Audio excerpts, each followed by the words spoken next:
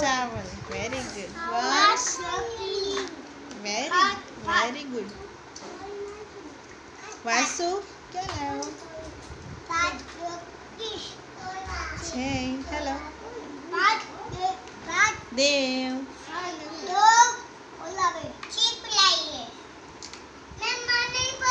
Devyansh lunch में क्या लाए?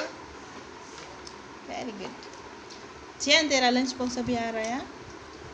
कर्मवीर क्या लाए? Very good. गुड।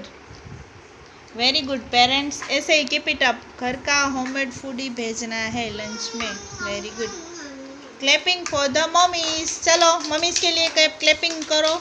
सुबह अर्ली मॉर्निंग उठ के आपके लिए लंच बनाती है ना मम्मा। चलो क्लैप करो मम्मी के लिए। Good all mummies. Very nice.